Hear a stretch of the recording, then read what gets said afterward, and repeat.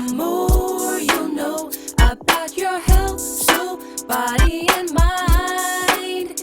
'Cause the more you know. And welcome to the Healthbeat Show. I'm Dr. Jeffrey Watson. Welcome back to the Healthbeat Show. We are talking today with a very dynamic panel on how to save our African American youth in this community of the East Bay. We're talking about something very specific. I want you to call your kids, your cousin, your brother, because how do you survive a rogue police stop?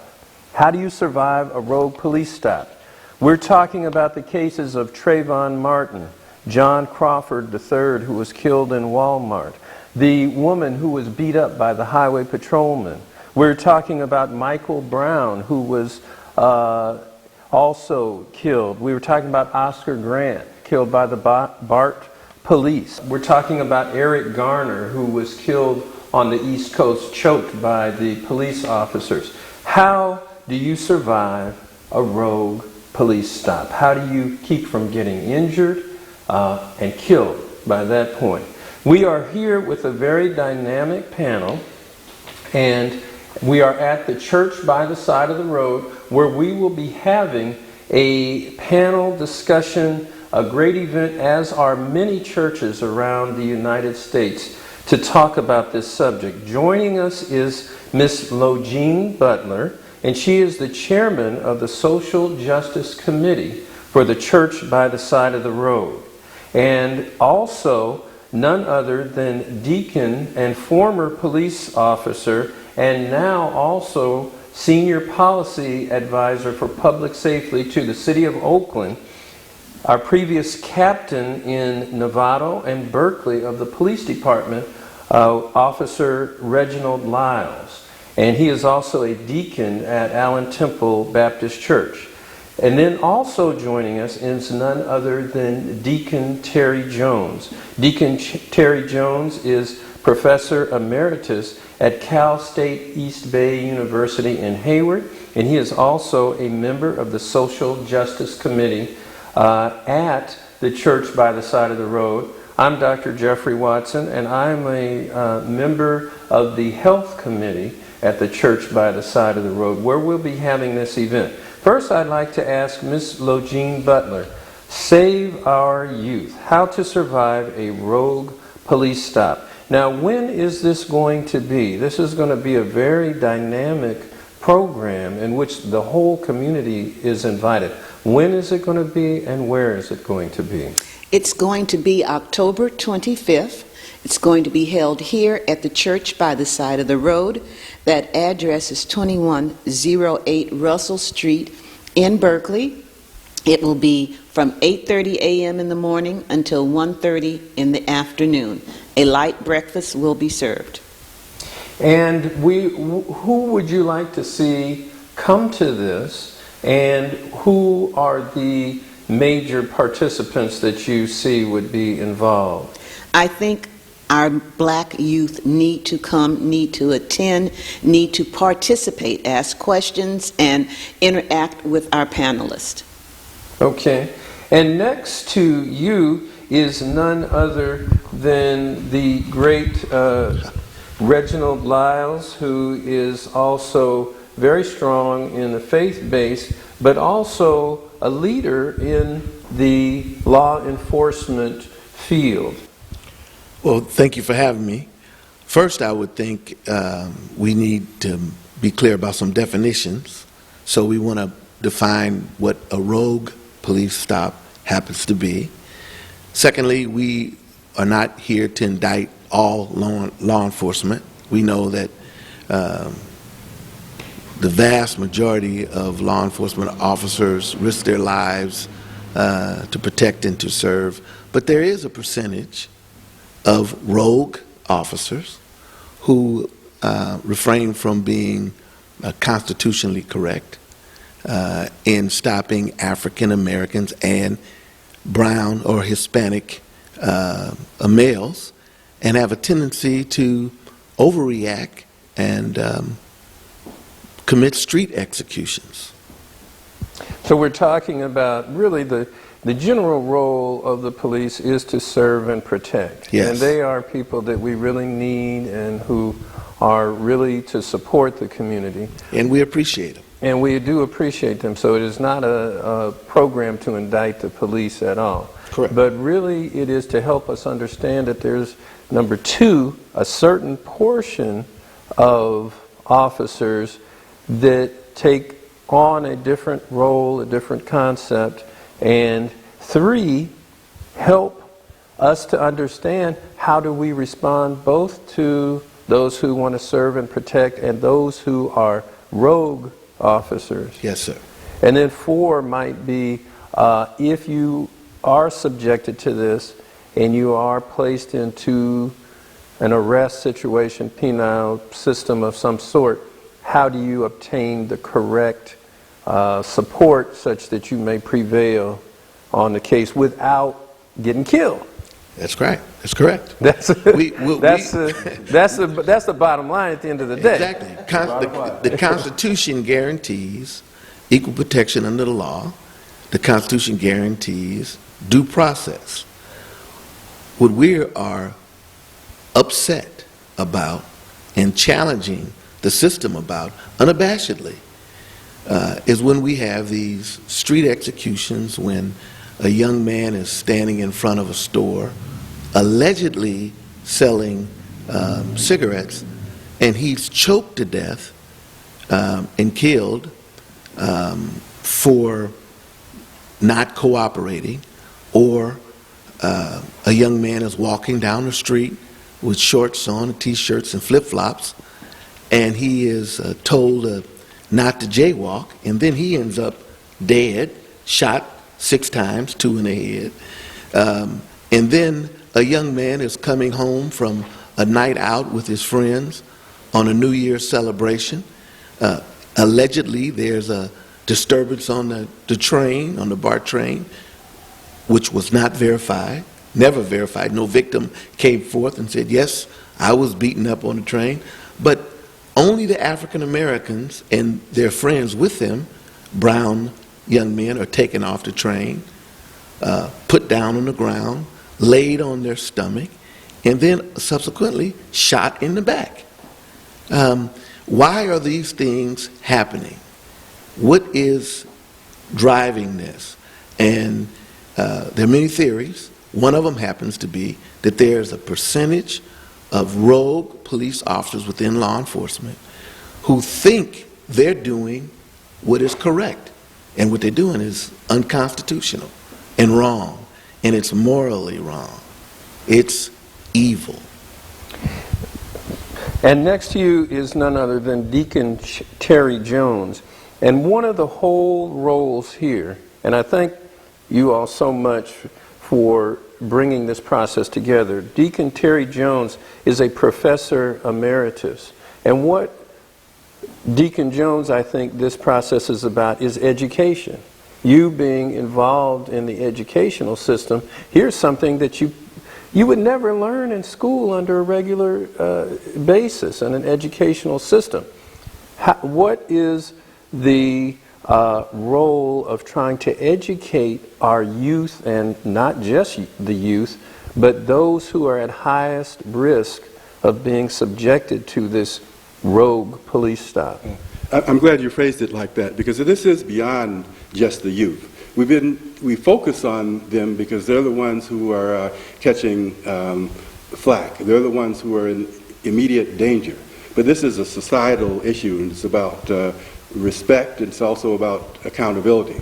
It's about a situation in which our authorities, which go beyond the police, it goes to the mayor, it goes to the city council, it goes to people who are in positions of authority, not having the foresight, the intelligence, or the resolve to rein in their policemen. These young men are on the front lines. They're in a situation in which, in many instances, they're doing nothing other than jaywalking or doing stuff that's considered disrespectful to law enforcement. So what we would want is to give our youth some practical experiences for how to interact with police. I heard, I think it was an attorney, who said, you could be right, but you could be dead.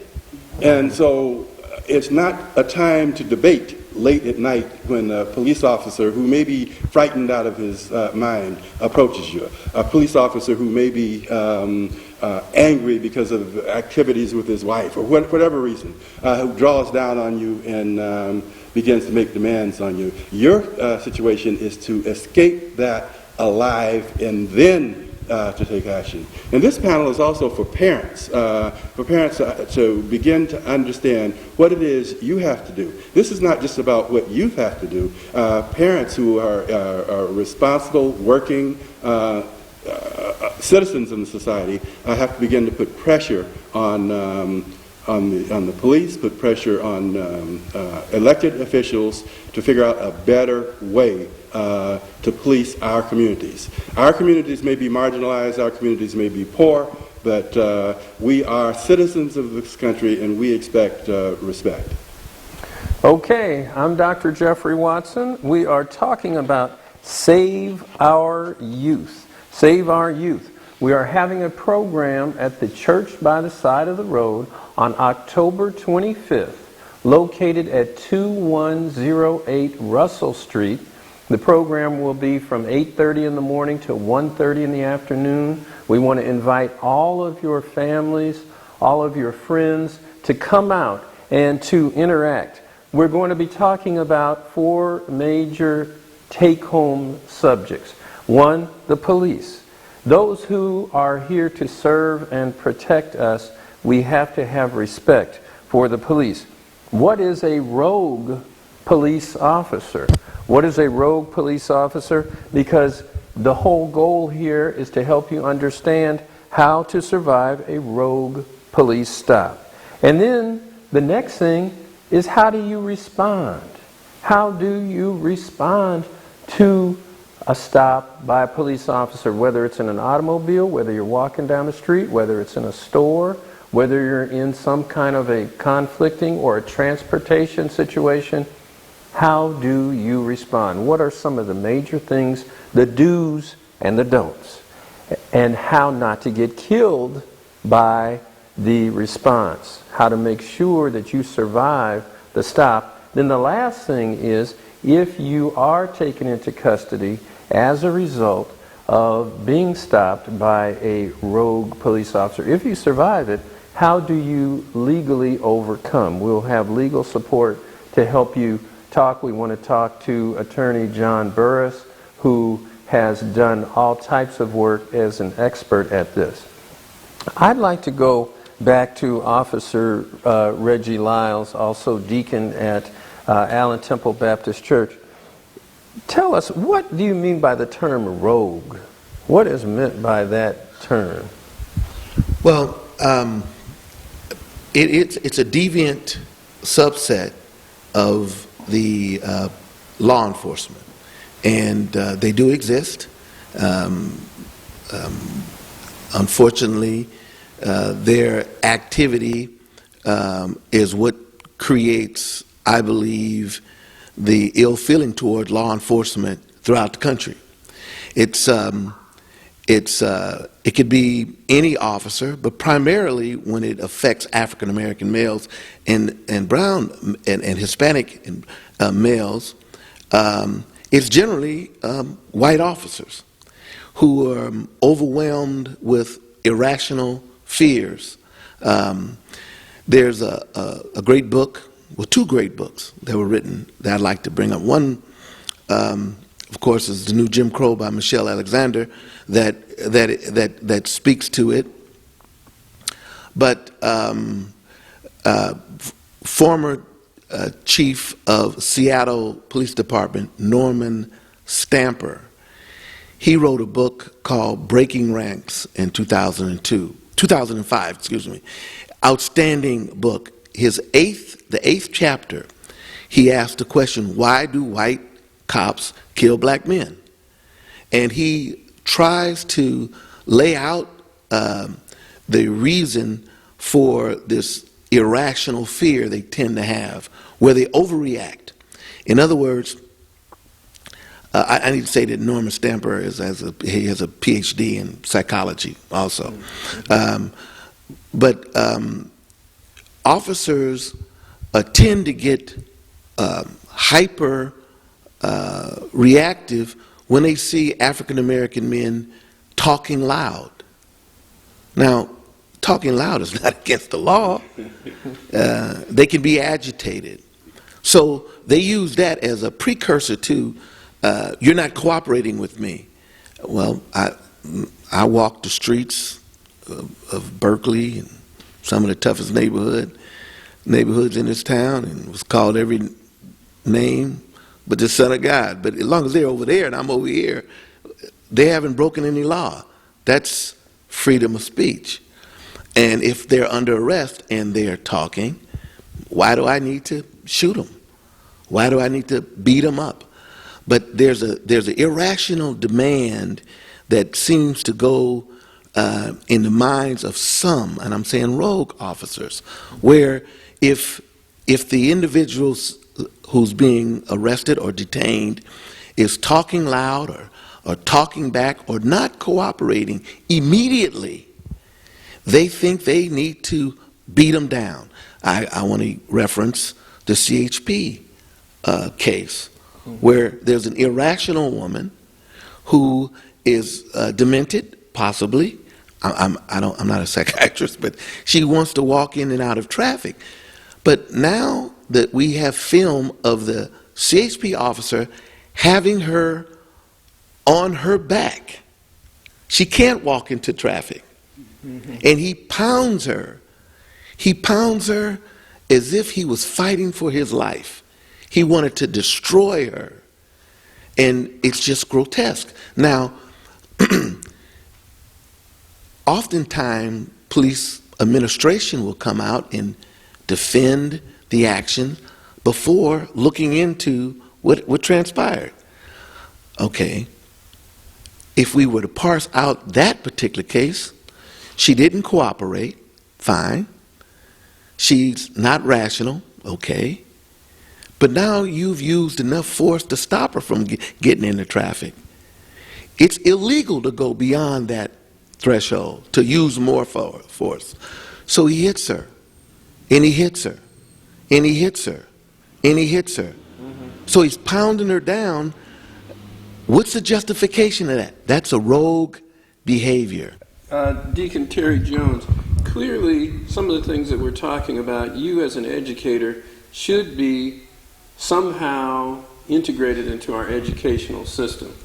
What do you think the thought process, you're with the Social Justice Committee, sociologically, historically, politically, how can we take this education and make sure that our young people know about how to deal with rogue behaviors as Officer Reggie Lyles has presented?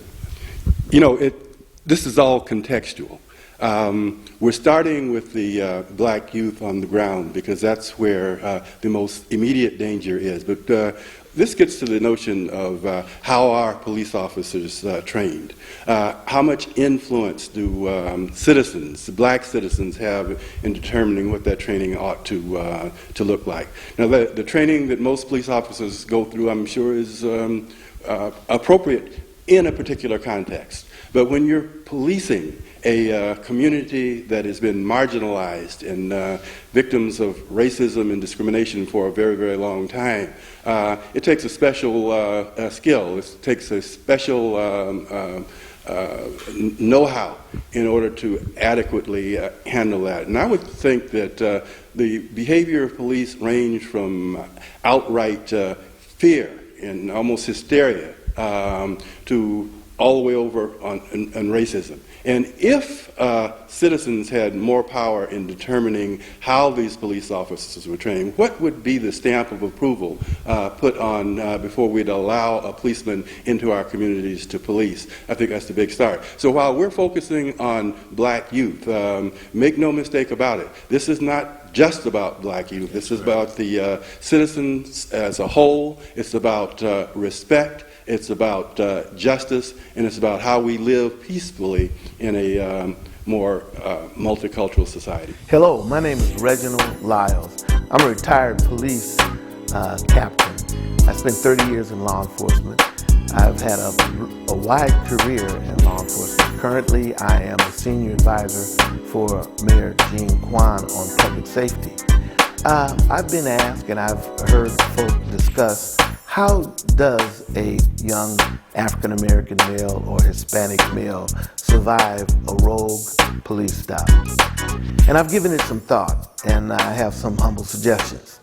I would first suggest strongly that every African American male and Hispanic male realize that a rogue police stop can happen at any time. It could be any officer. However, I want to stress that all police officers are not the problem. It's just a small percentage of them. But which one is it? So therefore, if you're stopped late at night, car stop or pedestrian stop, and you can sense that the situation is tensing up, it's best to do the following. First of all, I would not raise my voice. I would not shout and use profanity. You do have a right to free speech. You do have a right to ask questions, but this is not the time for a debate. What we want you to do is to survive this situation. I would also say that if you are driving a vehicle and you're pulled over, let the officer see your hands. You can either keep your hands on your steering wheel or put your hands up on the roof of the car. Do not go immediately for your glove box to get your wallet or your driver's license, etc. Let him ask for it. Do not exit the car in a fast motion. I would sit in the car calmly when the officer approaches you, then do exactly what he says. Now, if the officer demands to search your car, your trunk, your back seat, and etc., politely say no. You don't have to give them permission to search your vehicle. They can search your vehicle if they find probable cause to believe that there's something in your vehicle, but otherwise, do not give them permission. If they ask you to exit the car, do exactly what they say. If you're going to be arrested, stay calm, and try to look at the officer to be able to describe them later. Try to get the badge number and their vehicle number, and name what should be on the front of their shirt. Do not ask, "What's your badge number? What's your badge number?" in a challenging way. All that does is heighten the situation and causes more tension. Now, if you're brought down to the station, you're entitled to 2 phone calls. And I would suggest that you call a competent attorney, parents, so that you can defend yourself under the law and due process. That's my recommendations. But lastly, I want to say the rogue officer is an officer that overreacts, violates your constitutional rights, uses abuse of force, and we have a myriad of examples of that. You don't have to convince white police officers or the general community that this happens to African Americans. It does happen. We know it happens. Lastly, I would say this. This is not your problem. This is not your problem. The problem belongs to law enforcement, and law enforcement has to correct it. Thank you very much. How to save our youth. We will be addressing how to survive a rogue police stop. We would like our youth, our parents, and our public officials to please come. Church beside the road, 2108 Russell Street, Berkeley.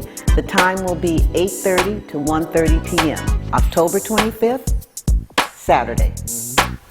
Okay, we've heard from Officer Reggie Lyles, we have here today Miss Logene Butler. Miss Logene Butler is the head of the Social Action Committee, the Church by the Side of the Road. We have Professor Emeritus and Deacon Terry Jones, who also is from the academic institutions, Cal State East Bay. I'm Dr. Jeffrey Watson. We are talking about Save Our Youth and how to survive a stop by a rogue police officer. This will be on October 25th at the Church by the Side of the Road from 8:30 in the morning to 1:30 in the afternoon. There'll be 4 major take-home messages for you. Our police, serve and respect our police, and how to interact with our police. How to understand when you are being approached by a rogue police officer. That's number 2. And number 3, how do you respond so that you won't die? How do you respond so that you will not have a violent interaction with a rogue police officer? And then the 4th thing will be, how do you support yourself and your family legally when you are subjected to this? How do you get on parole? How do you get out of jail? How do you get it squashed, expunged, taken away? And if you have to use other legal action, how do you utilize that? Those will be the 4 take-home messages. We ask that you all bring your families. This is so important. It's an educational event right here, Church by the Side of the Road, 2108 Russell Street in Berkeley, California. Miss Logene Butler, Officer Reggie Lyles, and Deacon Terry Jones, we appreciate you for being here with us today at the Church by the Side of the Road. We always say that your health is your wealth, and when you have your health, you have everything. I'm Dr. Jeffrey Watson. We'll see you next time.